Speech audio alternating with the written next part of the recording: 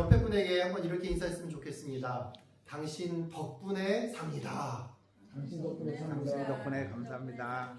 자, 그러면 릴리. 네, 한번 받으시는 분은 이렇게 인사했으면 좋겠어요. 아우, 당신 때문에 살맛 납니다. 당신 때문에 살맛 납니다. 자, 반대분에게도 다시 한번 자기 이제 반대쪽으로 한번 해주세요. 당신 때문에 당신 살맛 덕분에 납니다. 행복합니다. 지우야, 너 때문에 행복하다.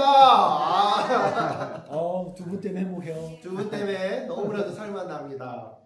여기에 보인 우리가 집사의 말씀처럼 인원소수일지라도 여기 계신 한 분 한 분들이 하나님 덕분에 또 하나님 때문에 이 자리에서 행복하게 예배드릴 수 있고 또 하나님이 그런 행복을 주시려고 우리를 모아주신 것이라고 믿으시면 아멘! 네. 아멘! 그렇게 믿습니다. 이번 한 주 동안 한국의 더위가 한국에서도 40도가 넘었어요. 이쪽 경북 양산뿐만 아니라 인천 쪽에서도 40도가 넘었고요. 뉴질랜드는 또 반대로 겨울이 작년보다 10도나 더 추워졌다고 합니다. 한국과 뉴질랜드 절정을 이루었던 추위가 절정을 이뤘던 그런 한 주였는데요. 그러다 보니까 자연스럽게 사람들 만나게 되면 인사가 건강에 대한 것으로 이어지는 것 같습니다. 한 주 동안 건강하셨는지요? 한 주 동안 잘 지내셨는지요? 그러면 여러분들에게 계신 분들에게 한번 여쭙겠습니다. 자, 이렇게 건강이 중요한데 더워도 건강이 중요, 추워도 건강이 중요. 아이가 어려도 나이가 많아도 남자든 여자든 누구나 믿는 자든 안 믿는 자든 건강이 그렇게 중요한데요. 그 건강한 삶을 위해서 그렇다면 어떻게 먹는 게, 사는 게, 얻는 게 중요할까요? 오늘 설교 제목이 바로 이겁니다. 한번 읽어볼까요? 시작! 인생 밸런스. 인생 밸런스라고 하니까 그러면 밸런스 게임 한번 해보도록 할까요?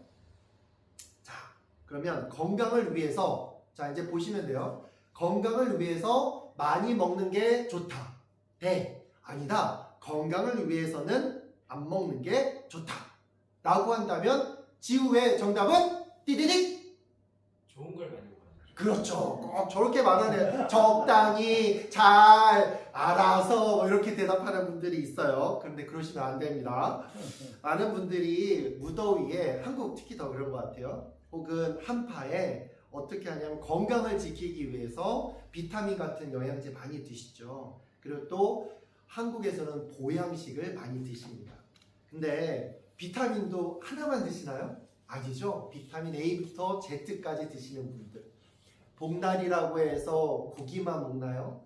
닭만 먹나요? 아니요. 그거부터 시작해서 보약까지 하나라도 더 첨가된 거를 만들어 많이 드시려고 합니다. 이유는 그렇습니다. 더 많이 먹으면 몸에 더 좋다고 믿게 되어지니까요. 그러나 이런 세상 사람들의 통념을 뒤집는 분이 한 분이 계십니다. 바로 유명한 JYP 기획사의 박진영 씨는 오히려 이렇게 말을 하더라고요. 그가 한 인터뷰에서 자기의 꿈이 그거래요. 60세가 넘어서도 딴따라로서 춤을 추면서 라이브로 부를 수 있는 게 자신의 꿈이래요. 그래서 그 꿈을 이루기 위해서 우리 같아요. 퓨처 셀프, 퓨처 처치 그걸 하고 있더라고요. 그러기 위해서 건강한 삶을 위해 지켜가는데 어떻게 지키냐면 자기는 생각하는 거를 뭔가를 좋은 것을 많이 먹어야 된다는 생각보다는 안 좋은 것을 안 먹는 게 더 중요하다고 생각한다는 것입니다.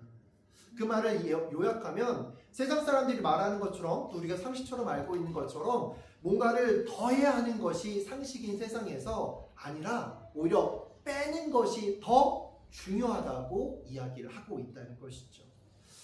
그렇다면 신앙적인 부분은 어떨까요? 신앙적인 부분도 마찬가지 아닐까요? 그렇다면 기독교와 타 종교의 차이는 무엇이라고 생각하시는지요?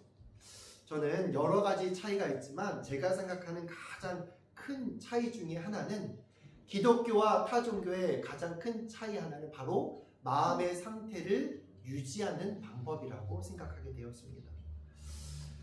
다른 타 종교에서는 자신의 생각과 자신의 잘못, 자신의 업보, 자신의 것들을 비워내기 위해서 108배를 하거나 손을 모으고 합장해서 탑을 돌거나 가서 어떤 성물을 만지거나 혹은 40일 동안 저녁 아침부터 해 질 때까지 금식하면서 지낼 때 바로 자기가 어떤 종교적인 수행을 통해서 자기 마음이 비워진다고 생각하고 그것을 하게 만드는 것이 바로 타 종교의 특징이라고 할 수 있죠. 그러면 우리가 믿는 기독교는 어떻습니까? 우리가 믿는 기독교는 아닙니다. 우리도 마찬가지로 비워내는 종교는 맞습니다. 하지만 그 방식이 다르다는 것이죠. 타 종교처럼 단지 마음을 비워내서 공허하게만 채우는 것이 목적이 아니라 우리는 충만해지면 자연히 깨끗해진다는 것을 알고 시작한다는 것이죠. 우리 한 집사님의 간증에서 저는 한 집사님이 내 설교문을 보셨나? 라고 할 정도로 너무 일맥상통하는 거예요. 맞습니다. 사람들은 많은 생각을 비워내기 위해서 뭔가를 더 종교적인 수행을 통해서 더 힘들게, 더 아프게, 더 괴롭게 해야지만 내 마음이 비워지면 괜찮아진다고 생각을 한다는 것이죠. 하지만 실제로 그렇습니까? 아무리 그런다 할지라도 잠시 후 다른 생각이 훅 들어오는 것이 바로 사람의 마음 아니겠습니까? 그래서 아무리 평생을 비워내며 요가를 한다 할지라도 금식을 한다 할 종교적인 수행과 고도의 철학적인 지식을 쌓는다 할지라도 인간의 죄된 마음은 절대로 비워낼 수가 없다는 것이죠. 그러면 기독교는 어떻게 이 얘기를 하고 있는 거예요? 쉽게 생각하면 연인 관계를 한번 생각해 보십시오. 친구가 많은 남자들과 또 아름다운 여성이 서로 사랑에 빠지게 되어집니다. 그 순간 남자는 어떻게 되어지나요? 아무리 친구가 많고 아무리 재밌는 것이 많고 아무리 할 일이 많아도 그 사람의 모든 마음과 생각에는 뭐로 들어가게 됐나요? 오직 자기가 사랑하는 그 여인 하나로 충만해진다는 거죠. 그것으로 충만해지니까 다른 생각과 다른 마음과 다른 것들이 들어갈 수가 없게 되어진다는 것이죠. 그로 인해 그 마음은 어떻게 돼요? 자기의 것을 다 주어도 그로 인해 자기가 마이너스 나고 소외가 나도 그 여인이 그 사랑하는 사람이 행복하게 받는 것을 본다면 그보다 더 기쁠 수가 없거든요. 그래서 자기가 아무리 열심히 일을 하고 아무리 많은 일을 해도 목적은 딱 하나, 바로 그 사랑하는 사람을 위해서 줄 수 있고 나눌 수 있는 기쁨으로 충만하게 살아간다는 겁니다. 그래서요, 사랑하는 사람들의 특징을 보면 감출래야 감출 수가 없다는 것입니다. 잘 한번 생각해 보세요. 저희가 연애할 때도 아무리 저희도 교회 CC였거든요. 숨겼는데 다 알더라고요. 오빠, 형, 정민현이랑 사귀지? 아니야, 안 사귀는데? 웃기지, 다 드러났어, 다 알아. 그래서 어떻게 했더니 두 사람 표정이 다르대요. 두 사람 눈빛이 다르대요. 두 사람의 핸드폰이 커플 핸드폰인 거 딱 걸렸는데도 아니라고 한다는 거예요. 근데 이렇게 하는 사람도 깨지는 경우가 있습니다. 뭐 때문에 그럴까요? 바로 그 충만했던 사랑 가운데 뭐 하나가 살짝 들어가요. 뭐가 들어가면 그 대상 말고 다른 것이 마음에 들어가게 되면 언제 충만했냐는 그 마음이 조금씩 밀려난다는 것입니다. 그래서 사랑하는 연인들끼리 싸우거나 사랑하는 부부가 아픔을 겪는 이유는 돈이 없어서도 아니고요, 나이가 들어서도 아니라는 거예요. 바로 그 마음에 사랑이 빠져나가고 다른 게 들어가고 있기 때문에 그렇다는 것입니다. 그렇다면 단순히 이게 연인 관계에서만 그럴까요? 아니요, 그렇지 않습니다. 우리가 구약에 보게 되어지면 이스라엘과 남유다가 망할 때 이사야 선지자와 예레미야 선지자는 그들에게 선포하게 되어집니다. 당신들이 이렇게 하면 망할 수밖에 없다고요. 하지만 왜 망하는 것일까요? 이스라엘 백성들이 하나님을 몰라서 그랬습니까? 아니었습니다. 하나님을 예배하지 않아서 그렇습니까? 아닙니다. 그 어느 때보다 하나님을 더 열심히 예배했습니다. 그런데 왜 이사야 선지자를 비롯한 예레미야 선지자를 비롯한 많은 그 유명한 선지자들이 예배하고 있는 이스라엘 백성들에게 하나님을 섬기고 법대로 살고 있다는 그 백성들에게 그렇게 하면 망한다고 이야기하고 있던 것이었을까요? 돈이 없어서 망한다는 것이 아니었습니다. 군사력이 없어서 망한다는 것이 아니었습니다. 질병에 걸려서 힘이 약해져서 망한다는 것이 아니었습니다. 오히려 너희들의 그 열정과 열심 때문에 망한다는 것이었죠. 뭐였냐고요? 분명 하나님을 사랑하고 하나님을 예배하며 주의 말씀을 주야로 묵상하며 사는 사람은 축복을 받는다는 것 이스라엘 백성은 누구나 다 알았습니다. 그들은 신앙의 초보가 아니었습니다. 하나님을 예배하고 하나님을 섬기며 하나님의 말씀대로 살아갈 때 광야에서 만나가 떨어지고 메추라기가 떨어지며 물을 가르고 나올 수 있는 놀라운 역사들을 경험했던 그들이었기 때문에 그들은 하나님을 몰라서 망한 것이 아니었습니다. 그들은 하나님을 알고 있었지만 단지 안타깝게도 하나님만 알지 않았다는 것입니다. 예배 하나님께 열심히 드렸습니다. 하지만 하나님만 예배 드린 게 아니라 그 우리가 섬기고 있는 아수르, 저 강대국 애굽에 저 바벨론 왕국이 생기는 그들의 신 몰렉을 비롯한 바알과 아사라 신까지도 예배했다는 것입니다. 하나님의 율법도 열심히 지켰습니다. 하지만 율법만 지키지 않았다는 것이죠. 그들이 말하고 있는 바알과 아사라의 율법도 몰렉의 신까지도 자신의 아기를 그 쇠덩이 우상에 바치면서 아기가 뜨거워서 울부짖을 때 더 열정적으로 복받는다고 생각하면서 예배했던 사람들이 바로 그들이었기 때문에 그렇다는 것입니다. 왜 그들은 그랬던 것일까요? 몰라서 그랬다면 이해할 수 있을 텐데 아는데도 왜 그랬던 것이었을까요? 그들은 하나님을 사랑한 것이 아니었습니다. 하나님을 사랑해서 그의 말씀을 지키기 위해 그 말씀에 순종한 것이 아니라 하나님을 나를 지킬 수 있는 내 이익을 보듬어 줄 수 있는 나를 보호해 줄 수 있는 하나의 조건으로 봤기 때문에 그 사랑의 법을 하나의 법칙으로 알아서 그 법칙이니까 복종하게 된 것이죠. 하나님은 순종을 원했지만 그들은 복종함으로 인해 하나님보다 강한 신이 있다고 하면 우리나라보다 더 큰 나라가 믿는 신이라고 하면 우리 신보다 더 강할 테니까 1+1으로 하면 우리가 더 강해질 거라고 믿었던 그들의 그 교만함과 안타까움이 이스라엘을 멸망으로 이끌어갈 수밖에 없었다는 것입니다. 오늘 우리가 읽은 이 야고보서 말씀은 구약 말씀일까요? 신약 말씀일까요?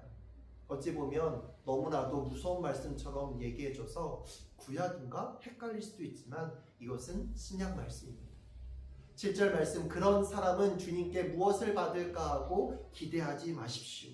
8절에 왜냐하면 그는 두 마음을 품어 자기가 하는 일에 방향을 못 잡고 헤매는 자이기 때문입니다. 7절과 8절 말씀은 분명 신약의 말씀인데 제가 좀 전에 설교했던 구약의 상황이 신약까지도 연결되고 있다는 것입니다. 근데 정말 안타까운 것은요, 이것이 오늘 우리에게까지도 이어지고 있다는 것이죠. 사랑하는 성도 여러분, 성경은 오늘 사는 우리들에게 이야기하고 있습니다. 더해. 손에 잡히고 눈에 보이는 것을 추구하며 살아갈 때 너희들이 더 많은 것을 할 수 있다고. 하나님 열심히 섬겨 하지만 하나님만이 아니라 돈도 열심히 섬겨, 말씀 열심히 읽어 하지만 하나님 말씀만이 아니라 세상의 것들도 더 라고 얘기한다는 것이죠. 하지만 그런 기준을 가지고 자신의 인생의 밸런스를 맞추는 사람들이 정말 행복했을까요? 아니요. 하나님을 사랑하기 때문에 그 법을 사랑함으로 순종한 자들에게는 세상에 어떠한 어려움과 고통과 환란이 있더라도 그들은 이겨냈던 것입니다. 하지만 그 하나님의 사랑을 그 구약에 있던 사람들처럼 또 하나의 신으로만 여겨, 또 하나의 법으로만 여겨 마지못해 복종했던 사람들에게 결론은 결국 돌이킬 수 없는 안타까운 일들이었다는 것이죠. 그러면 이렇게 질문할 수 있다. 그럼 목사님 뭐 어쩌라는 거예요? 사람들 다 그런데 나만 이렇게 되면 뒤처지잖아요. 이렇게 하면 사람들하고 어울릴 수가 없다고요. 그렇게 해서 손해내면 목사님이 책임질 거예요? 그렇게 해서 우리의 공부 못하면 목사님 책임질 거예요? 저는 책임 못 지죠. 그런 능력도 안 되고. 하지만 하나님은 이렇게 얘기하셨거든요. 바로 위에 5절 말씀. 우리 한번 같이 읽어볼까요? 시작. 지혜가 부족한 사람이 있으면 하나님께 구하십시오. 하나님께서는 자비로 오셔서 모든 사람에게 나눠주시는 것을 지도하십니다. 따라서 여러분이 필요로 하는 지혜를 주실 것입니다. 말씀대로 살면 힘듭니다. 예배받고 오직 주님만 섬기며 살아가면 분명 어리석다, 바보다, 왜 그렇게 사냐고, 왜 너만 맞다고 하면서 비판당할 것입니다. 하지만 그때 우리 주님은 그냥 우리를 내버려 두신 게 아니라요. 우리 상황에서 어렵고 힘들고 지혜가 필요할 때 하나님 말씀하십니다. 구하라. 우리 하나님은 신들처럼, 우리가 알고 있는 그리스 로마 신화의 신들처럼 감정에 따라, 상황에 따라, 바치는 재물에 따라, 내가 하는 종교적인 수행에 따라만 복을 주는 그런 하나님이 아니라 우리를 사랑하시기 때문에 모든 것을 다 주시는 하나님이기 때문에 그렇습니다. 그러니 다른 거 필요 없다는 거예요. 하나님으로만 충분하다는 거예요. 6절은 이렇게 이야기합니다. 함께 읽겠습니다. 시작. 하나님께 구할 때는 믿고 구해야 합니다. 조금도 의심하지 마십시오. 의심하는 자는 바닷물결 같이 바람에 밀려 이리저리 움직이는 것과 같습니다. 아멘. 제가 연애할 때도 그렇고요.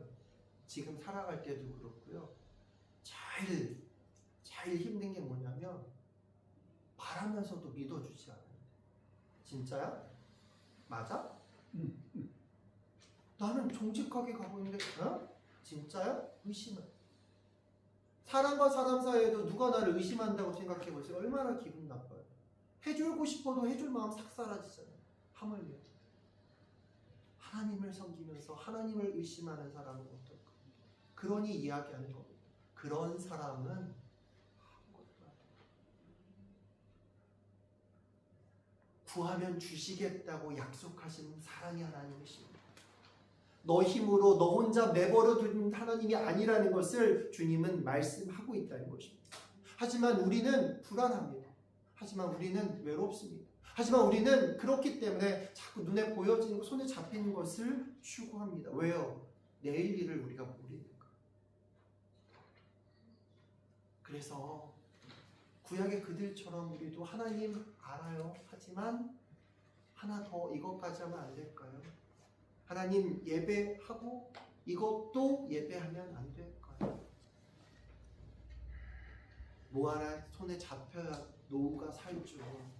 뭐 하나 자격증이 있어야 취업이 되죠. 뭐 하나 경험이 있어야, 뭐 하나 영어를 해야, 뭐 하나 있어야 되지 않겠어요? 틀린 말은 아닙니다. 맞아요. 하지만 좀 더 생각해보면 그것을 갖는다고, 그것을 추구한다고 정말 내 인생의 밸런스가 잡히나요? 그대로 하나님도 섬기고 돈도 섬기면 정말 돈 때문에 사람까지 죽이는 시대잖아요. 자원을 얻기 위해서 다른 나라를 쳐들어가고요. 강한 자라고 해서 약한 자를 봐주지 않고요. 부한 자라고 해서 가난한 자에게 베푸는 시대가 아니라는 것. 그러니까 우리를 더 부해지려고, 더 강해지려고, 더 하는 시대를 살고 있는 것은 아닐지. 근데 더 안타까운 건요. 더 강해지잖아요. 더 부해지잖아요. 더 높아지잖아요. 그러면 더 사람을 못 믿게 된다는 거예요. 더 많은 사람들로부터 떠나게 된다는 거예요. 더 외로워진다는 거예요. 그렇지 않으려고 더 많이 가진 건데, 그렇지 않으려고 더 높아진 건데, 그렇지 않으려고 더 했던 건데 오히려 더 잃어버린다는 것입니다. 그러면 목사님 돈 벌지 마요? 공부하지 마요? 일하지 마요? 교회 일만 해요? 아니요. 그렇게 하는데도 교회 일만 하십시오. 그렇게 하니까 전 재산 팔아서 돈 벌십시오. 집 팔아서 교회 내십시오. 이러면 그건 사이비 이단입니다. 그런데 절대 가면 안 되죠. 저는 우리 인생의 밸런스를 어디에 두는 거를, 기준을 어디에 두는지를 말씀드리는 것입니다. 우리도 열심히 공부해야 돼요. 우리도 열심히 일해야 돼요. 열심히 살아야 됩니다. 단 누구를 위해서, 무엇 때문에, 어떻게 살기 위해, 내 뜻을 이루기 위해서 공부한다. 내 것을 가지기 위해 열심히 돈을 번다. 내가 남들 앞에 더 유명해지기 위해, 나를 남기기 위해 이 세상을 살아간다고 생각해 보십시오. 그것이 기준이 되어 살아가는 인생 없습니까? 있습니다. 수많은 사람들이 얼마나 돈을 많이 가졌고 얼마나 많은 유명한 사람들, 얼마나 많은 권력을 가진 사람들이 있었는지요. 하지만 그 사람들의 말로가 어땠는지 우리는 너무 잘 알죠. 독일의 저 독재자인 히틀러는 자신만을 위해 왕국을 만들려다 수많은 유태인 600만 명을 죽였잖아요. 지금도 얼마나 많은 사람이 그렇게 살고 있는지. 한마디로 세상의 기준으로는 답이 없다는 것. 그래서 성경은 우리에게 샘플을 보여주고 있습니다. 바로 이 말씀입니다. 요한복음 3장 16절. 우리 다 한 영화 하면 뉴질랜드 사는 사람들이니까 한번 같이 읽어볼까요? 시작. For God so loved the world that he gave his one and only Son, that whoever believes in him shall not perish, but have eternal life. John chapter 3, verse 60. 살아계신 하나님은 당신의 외아들 예수님을 우리를 사랑하셔서 이 땅에 보내주셨습니다. 우리를 사랑하셔서 그 이름을 믿는 모든 사람들을 구원하기 위해 당신의 하나밖에 없는 그 외아들을 십자가에 못 박여 우리의 죄값을 대속해서 죽으셨고, 이제 그가 3일 만에 부활함으로 인해 누구든지 그 이름을 믿는 자, 누구든지 그를 나의 구주, 나의 하나님을 고백하는 자는 구원에 이르러 영생의 길을 갈 수 있게 그 길을 만들어주신 하나님. 누군가를 사랑하기 때문에 내 자식을 죽여보는 사람이 어디 있겠습니까? 자식이, 부모가 자기 자식을 지키기 위해서 자기 생명은 내어줄 수 있지만 전혀 상관도 없는 사람, 내가 그 사람을 사랑하는지도 모르는 그 사람을 위해서 내 하나밖에 없는 자식을 죽이는 그런 세상의 사랑이 어디 있겠습니까? 하지만 하나님은 우리를 사랑하셔서 그 사랑으로 우리를 주셨다는 것이죠. 그 사랑으로 세상의 강대국이 아닌 저 약소국 이스라엘 하나를, 수많은 민족의 국가가 아닌 적은 소에 바로 그 이스라엘 민족을 살리셔서 지금까지 이끌어 가신 분이 바로 하나님 아십니다. 그렇다면 우리의 인생의 밸런스의 기준은 무엇이 되어야 될까요? 돈과 명예와 권력과 학업과 AI와 세상의 모든 문명, 과학, 기술이어야 될까요? 아니면 나 하나 살리겠다고 당신의 외아들을 죽이신 그 하나님이어야 할까요? 전 여러분들에게 강권하고 싶습니다.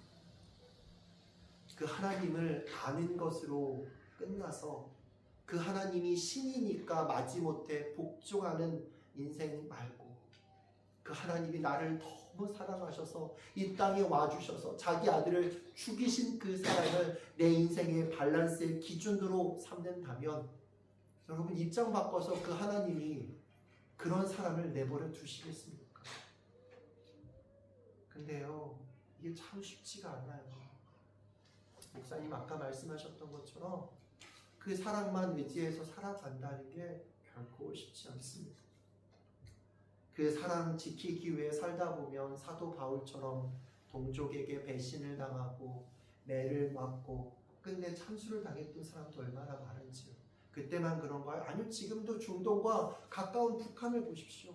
예수 믿는다는 소리 하나만 나도 바로 일족에 끌려가서 다 죽습니다.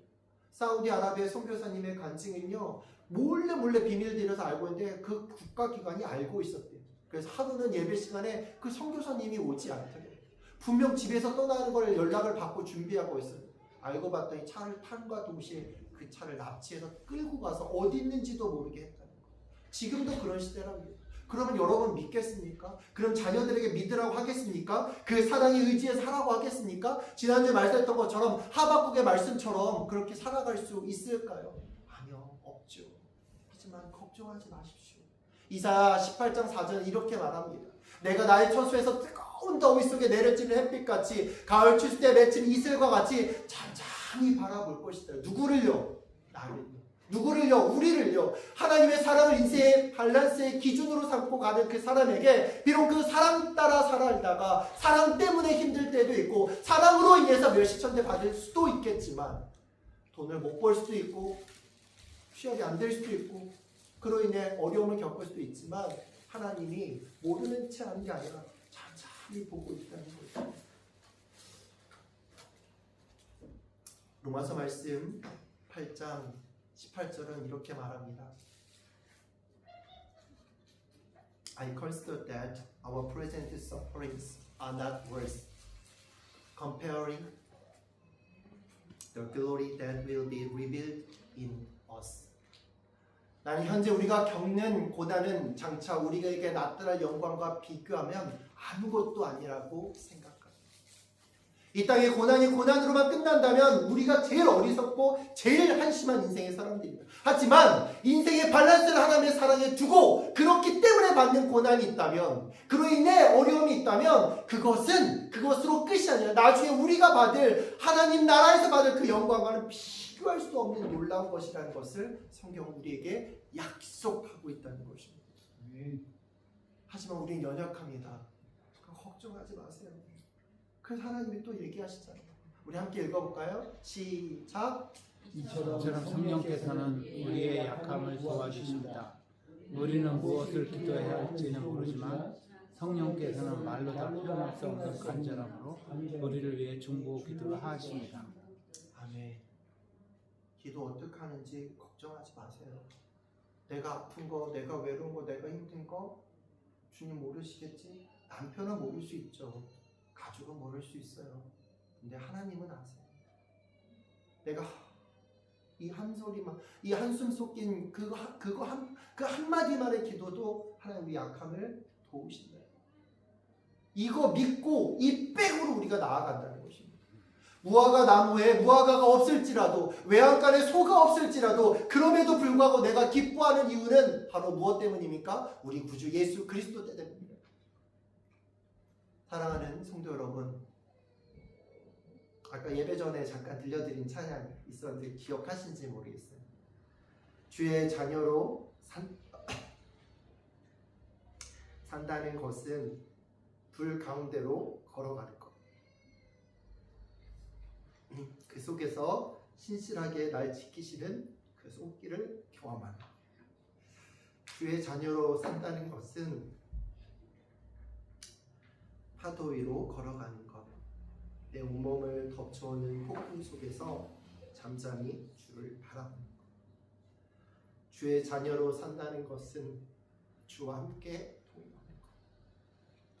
주께서 지신 십자가 기꺼이 지고 주와 함께 걸어가는 것. 때론 불 가운데 휩싸일 때도, 폭풍 가운데 무너질 때도 주님 내 곁에 함께 하시다. 가장 가까이에 함께 하시다. 사랑하는 사람이 옆에 있을 때 가장 큰 힘이 납니다. 그건 받는 사람만도 아니고 주는 사람도 마찬가지예요. 아무리 강해도, 아무리 돈이 많아도, 아무리 높아도요, 진수석찬이 쫙 깔아진 식탁에 수십 가지의 반찬이 있고 최고급 셰프가 만든 음식도요, 혼자 먹으면 정말 못했어요. 같이 먹으면 라면 하나도 김치 하나에 물만 먹어도 더 맛있어요.